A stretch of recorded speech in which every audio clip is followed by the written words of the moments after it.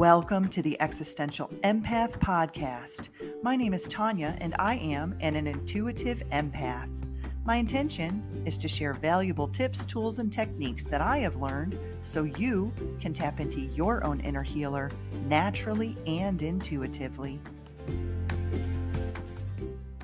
Welcome back, everyone. Today I have guest Beth Wonson. Beth is a coach, consultant, CEO, and founder of Navigating Challenging Dialogue. She has coached hundreds of professionals all over the world, teaching people how to have meaningful, drama-free conversations. Beth teaches companies how to take miscommunication, chaos, and costly conflicts and turn them into a culture that fosters employee satisfaction, retention, and performance. Grounded in proven methods of self-management, Beth's process guides leaders to communicate directly and effectively while strengthening their company's fundamentals. Welcome, Beth. It's a pleasure to have you on the show today. Hi, thanks for having me. I really appreciate it. Looking forward to our talk. Me too. So we are going to dive into challenging conversations, overcoming resistance to giving and receiving feedback. So Beth, challenging dialogues can take place in our workplace, our relationships, our family dynamics, even on the phone with a customer service representative, say from Amazon or Verizon or somewhere, right? Basically, anyone that we communicate with. And so I used to work in the healthcare field, and my entire day was full of challenging dialogues, from having a conversation with a grieving family all the way to having to shift into having a strategic plan meeting with an administrator at the hospital. And I now work with people constantly and around the fight, flight, or freeze response. And this is something that always comes into play when we have challenging dialogue. So, Beth, why do people struggle so much with having challenging conversations? Well, that's a great question. And that's really kind of the whole basis of the work that I do. So the whole process, I'm glad you brought up the fight, freeze scenario, because the whole thing that happens is our thoughts are what really prevent us from wanting to have tough conversations.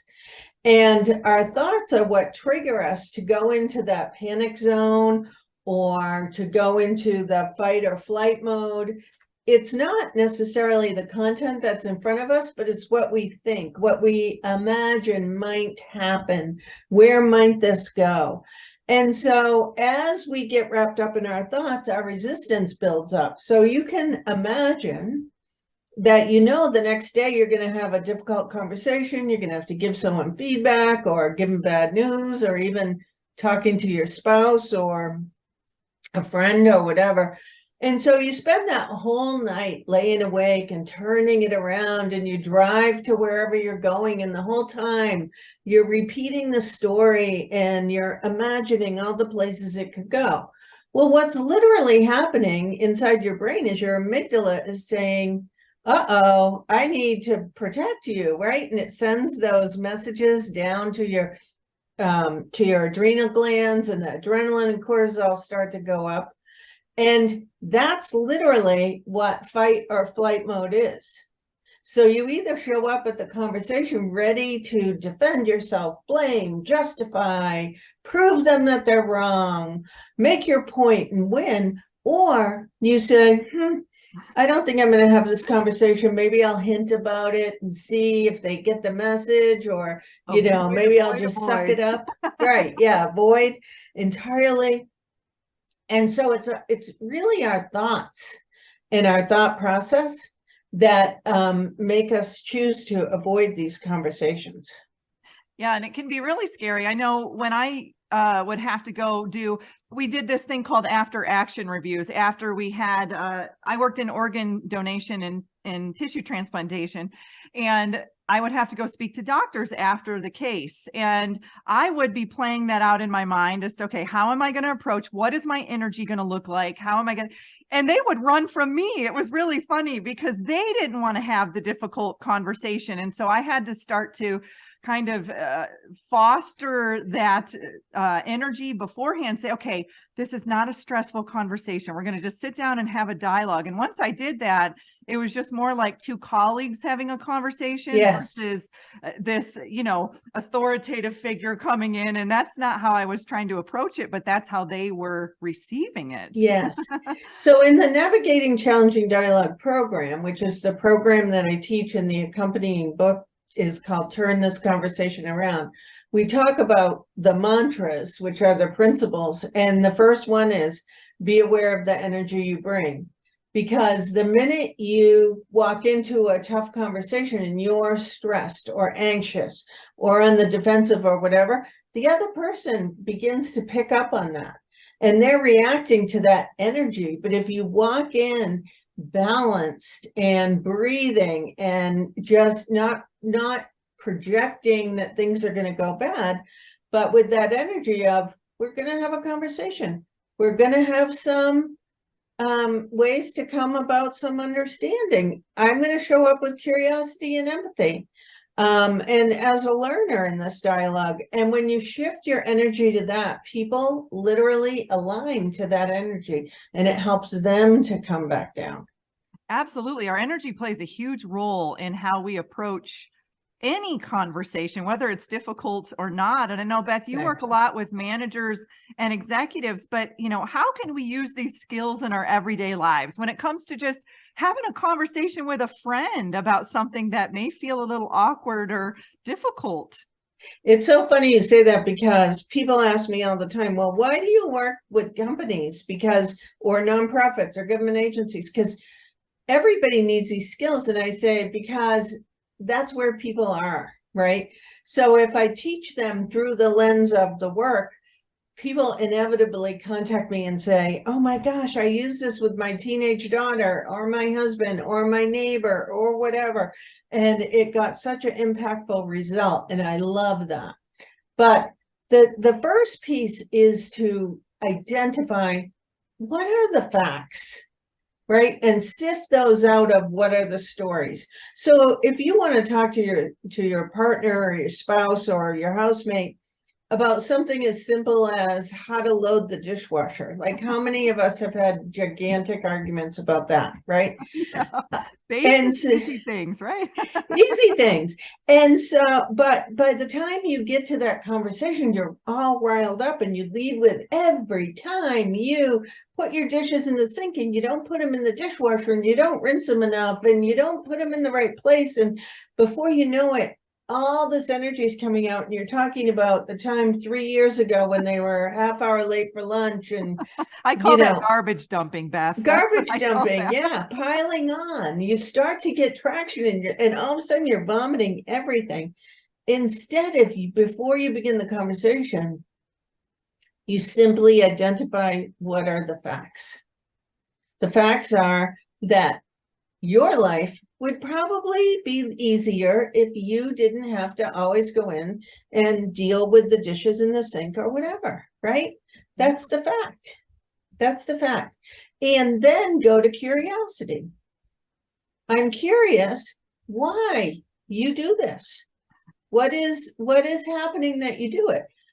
We just had this situation in my house a couple of weeks ago. I'm the one who goes and dumps the dishes in the sink, but I ate lunch during one meeting, and then I had another Zoom call coming up right away. And so I wanted the dish to soak before I put it in the dishwasher, and I was going back after the call to deal with it. So some curiosity goes a long way. Like, why is this happening? Well, I had a perfectly good reason, and my intention was to come and clear it later.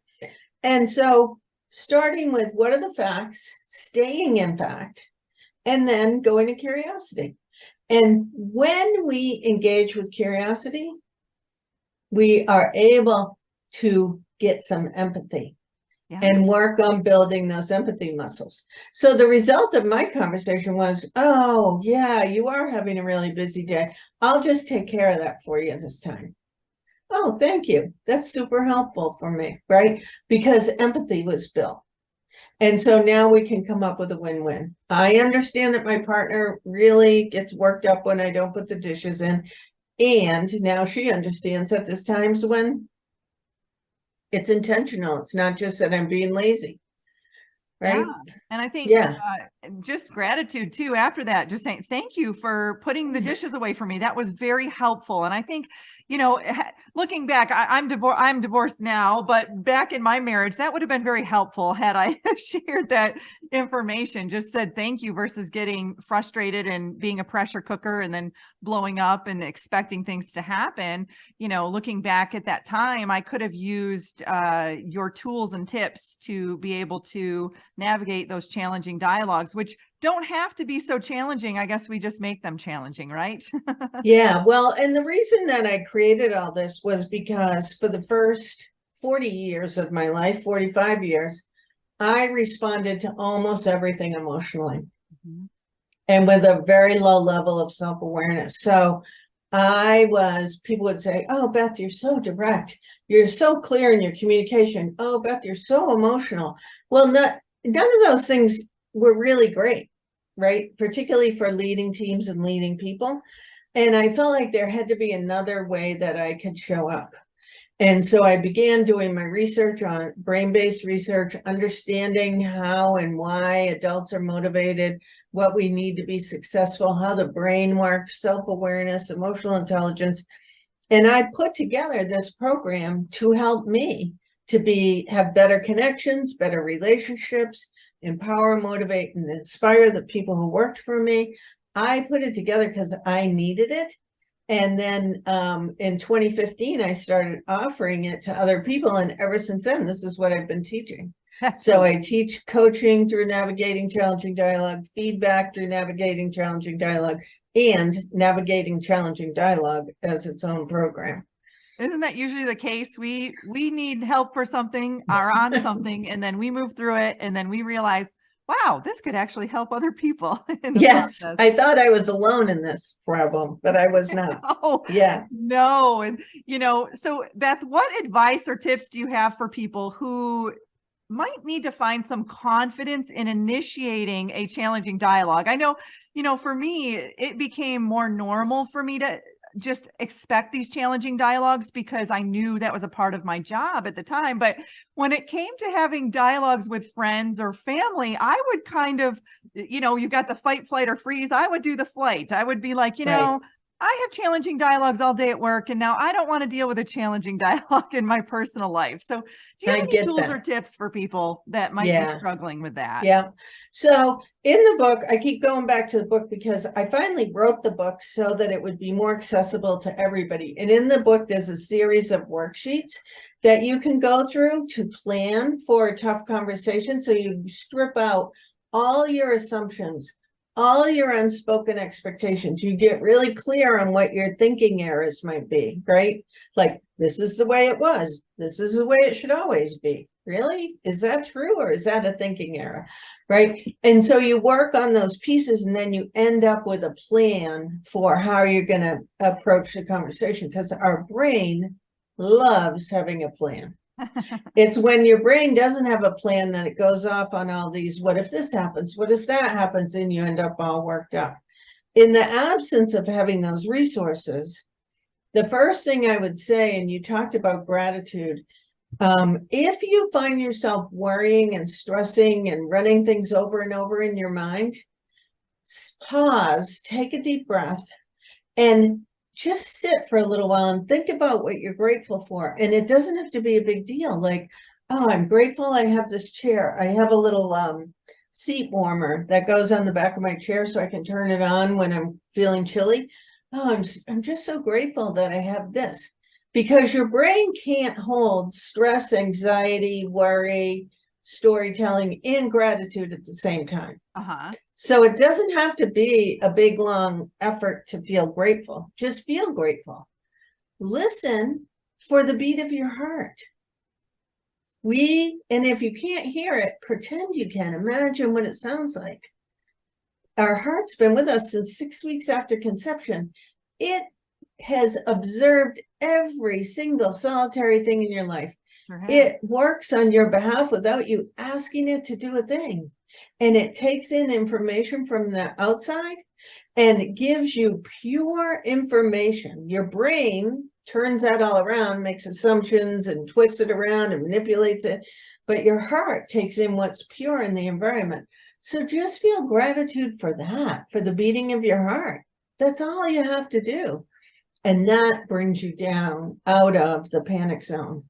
That brings you back down to what I call center. Some people think joy and abundance is achieving all kinds of things and journaling enough and yogaing enough and meditating enough and all these types of things. To me, joy and abundance is the ability to feel and acknowledge my full range of emotions, but then bring myself back to center with breath, with gratitude, with listening for the beat of my heart. And so that helps you self-regulate so that you can go into the conversation clean and clear. And then just identify what are the facts you want to talk about. And then just show up with curiosity and empathy. Yeah. And so, we've all been in that position, Beth, where we visualized having a conversation in our mind and we visualize it just working out perfectly. But then we get into the conversation and we realize, whoa, this isn't going as well as I had planned or I had visualized in my mind. So how do we turn a conversation around when it starts to spiral out of control? Yeah.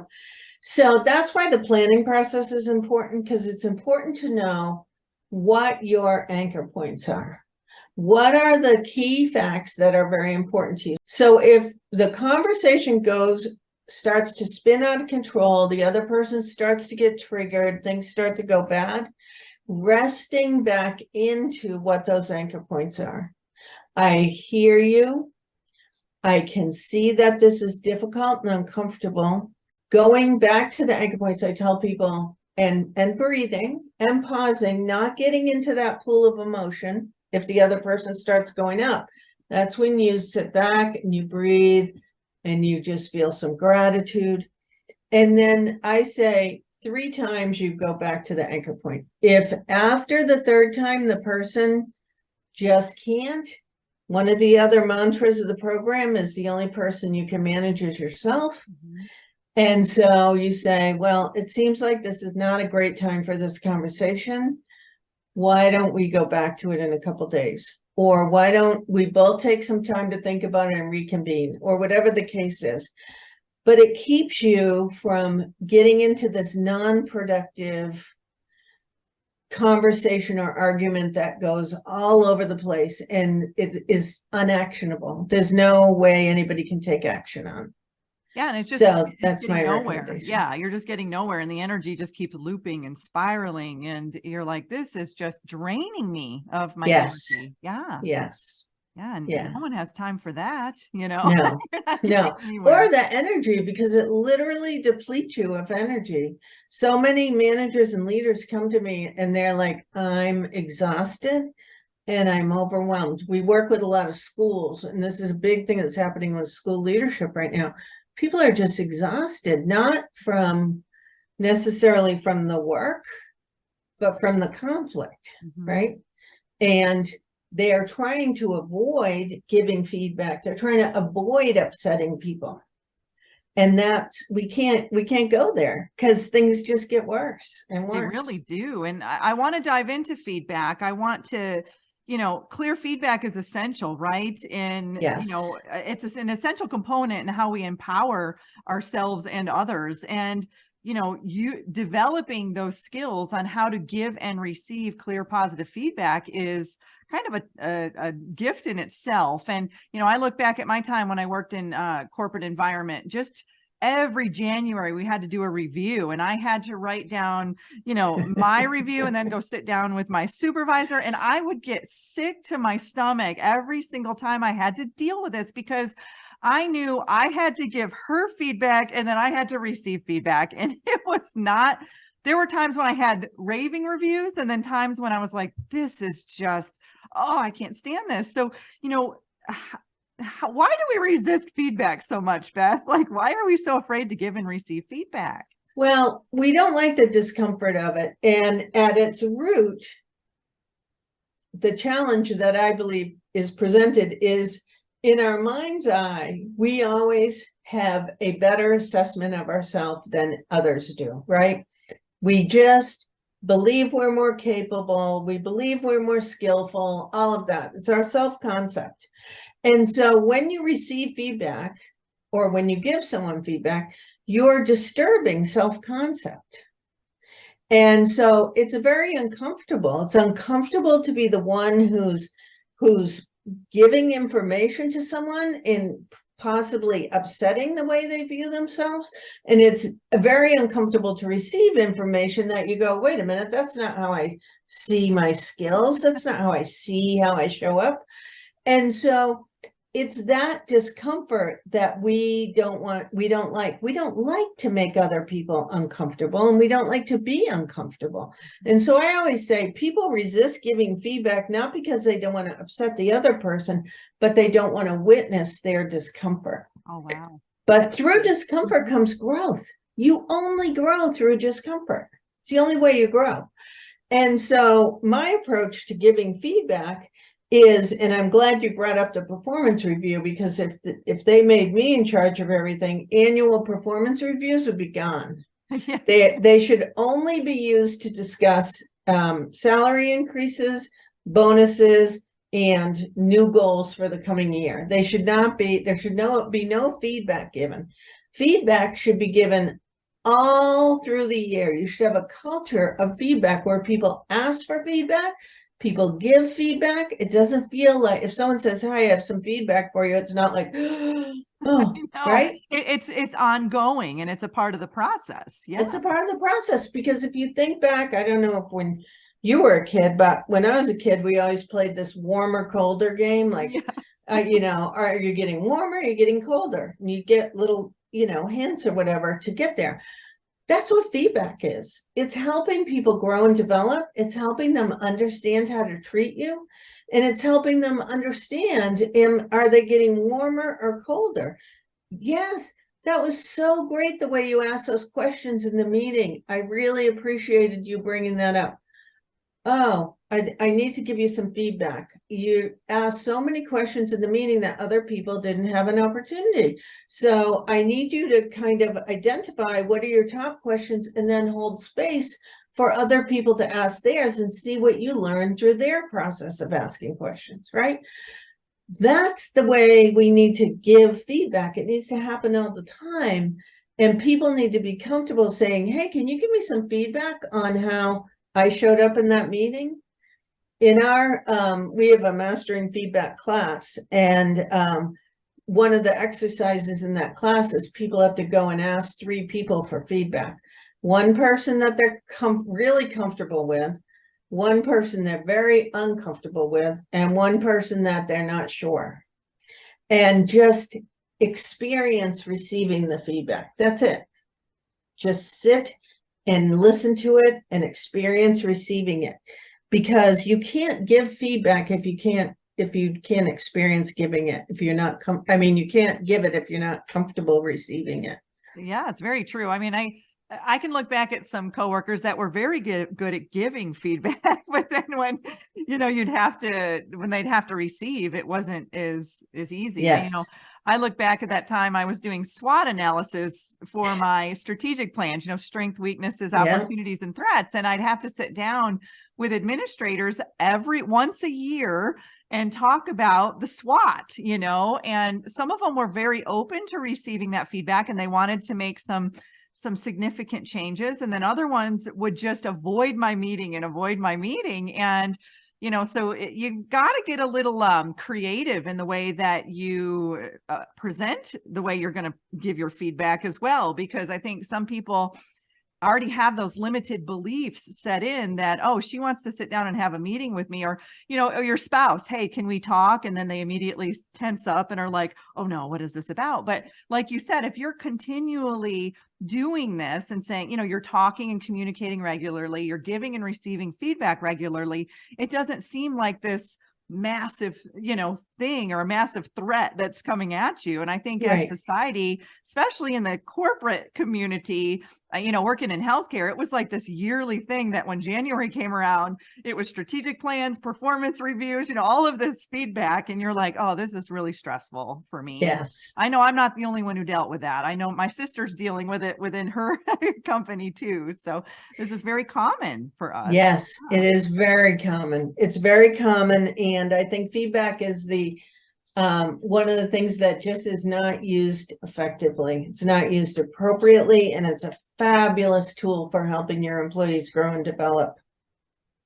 Yeah. So how much does the way we grow up and the way we witness, say, our parents or our teachers or our peers having difficult conversations, how much does that play a role into the way we handle them, whether it's in our younger years or, as we age? Yeah, it plays a huge role. So for instance, for me, I grew up in a family that had businesses. My parents had a business, my brother everybody had businesses. And so my parents could have a really loud business conversation where they disagreed and they were arguing and everything. And then my mother would be doing the dishes after dinner, and my father would walk up behind her and hug her, and they'd be talking and everything. It was like no hard feelings. They were resolving problems, right? And healthy conflict can look just like unhealthy conflict. Yeah. Can be loud, can be energized, can be passionate. However, at the end of the conflict, in healthy conflict, there's no personal, it's not taken personally. In unhealthy conflict, people hold grudges, they want revenge. It's one person wins, one person loses. Healthy conflict is, in the end, everybody wins, and we've improved on whatever the problem is, right? We've come to a resolution together. And so I grew up in that. So I'm more comfortable in conflict. And I didn't realize that. That was a big learning for me. I had an employee who, when my colleague and I argued, we were like in an open bullpen thing. And he and I would argue because I sold services, he had to deliver services. So we would argue, and we both were comfortable with conflict. And this one woman revealed to me that when we started arguing, she would literally hear in her mind her father pulling the suitcase down off the top of the shelf and unzipping it to pack and leave, because that's how conflict ended in her family. Wow. So that's when I became aware that not everybody has the same experience with conflict. People that have alcoholism in their family tend to be very stressed by conflict. Absolutely. Yeah, because it doesn't always end healthy. So I really started learning healthy conflict, unhealthy conflict. What are the differences, and how do we help people engage in healthy conflict? Because conflict is necessary to a certain extent, right? Because it shows duality, it shows contrast and opposing views, and that's okay, right? Because Yes. it helps us expand and grow. Yes. Yes. I mean, if you think of this life journey that we're on, it is a perpetual conflict, because you grow up dependent on your family, and then you get to a point in your life where you're breaking that dependency so you can become independent. You're doing everything you can to be alive and healthy, knowing that your end goal is that you will leave this life. So we live in this state of conflict all the time, just by being human and just in being alive. Yeah. So true. And, I grew up in a family where there was a lot of talkers and not a lot of listeners, and it was very loud. It was in order to get, your voice heard, you had to speak above someone. And that was a learning experience for me, because when I started to work in the corporate environment, I kind of would have, it wasn't aggressive. It was more assertive. It was a very assertive, but then I didn't realize that I wasn't really taking the time to sit back and receive the feedback. I was giving it a lot and not receiving it. So it's learning that beautiful balance of, when to speak and when to listen. And I think that's huge when it comes to navigating through any difficult dialogue, whether it's at work or, in your personal life. Yes. I tell a story in the book about one of my big learnings. because it sounds like you and I had similar family life. And so in meetings, I was always like asserting myself to be heard, but I didn't feel heard. And then one day I was watching a colleague who was very quiet, and she would wait till the end of the whole discussion, and then she would interject her point, which had a lot of other people's perspective in it. And everybody listened to her and thought she was brilliant. And I was thinking, I tried to say some of those things like 10 times. And so I learned, Beth, there's a different way to show up that's actually more powerful and empowering and everything than trying to be the first one to speak in the loudest voice in the room. So there's a lot that's gone into my self-reflection around how I show up, how I communicate, how I engage, how I build relationship. That is all part and parcel of this work. I'm right there with you, Beth. I think it's a learning experience, you know. And it is. I went home to go spend some time with my parents, and I saw how they were having, you know, conversations, and I'm like, whoa, I have grown tremendously since I left the house. Yeah.